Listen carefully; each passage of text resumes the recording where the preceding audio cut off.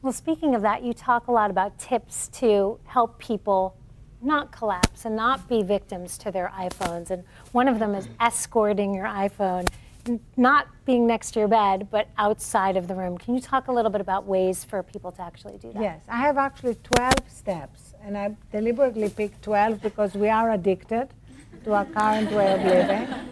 And so each of the sections ends with 3 little steps, and they're very microscopic. Because everybody here is probably an A-type personality, and you think, I'm going to do all 12 at once, and I'm going to do it all, and then in 3 months you give it up. So my advice is to start in a way that's very sustainable and very manageable. And one of the steps is, at the end of the day, gently escort all your devices out of your bedroom.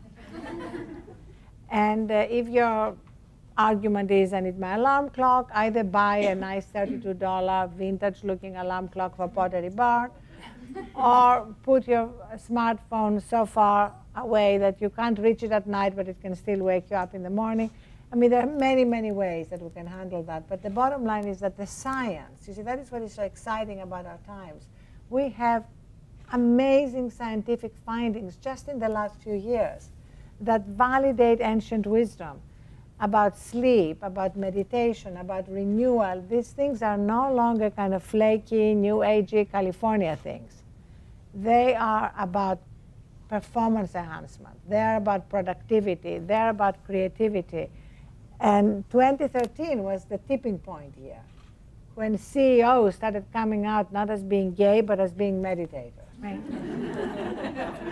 And I mean, Ray Dalio, I was telling Cindy, at that gathering I was at, he led a meditation, and he founded the biggest multi-billion-dollar hedge fund, and he's been meditating for 45 years. But he only really went public about it in a big way last year. And it considers meditation the foundation of his success. And he was explaining how, because when you go deeper, and you're not constantly bombarded by the life static and everything that preoccupies us all the time, he said, you're so much clearer about what to do.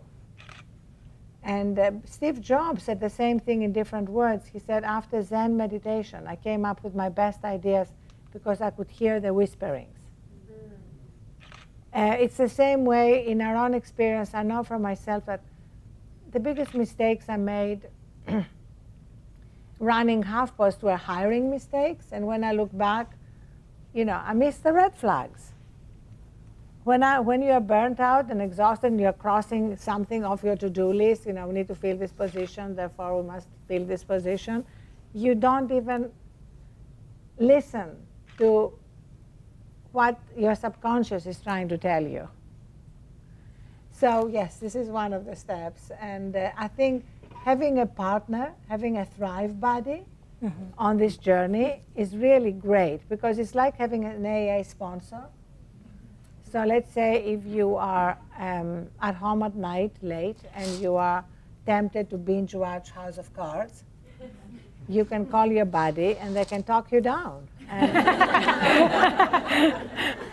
and tell you can do it over the weekend. And I know when Cindy and I launched our sleep journey, we were each other's buddy, and you know, Cindy was full of tips. People love your tips in the book. You know, like one of her tips was put an alarm clock in your bedroom the time you want to go to bed. So that way, she said, it will put you in the right room of the house to turn it off. So that's a beginning.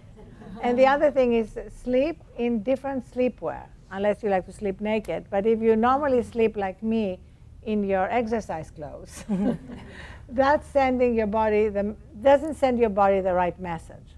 So Cindy sent me some fabulous, which I still use, pink silk pajamas, which clearly telegraphs to your body, you are going to sleep. You are shutting down. Everything can wait until tomorrow.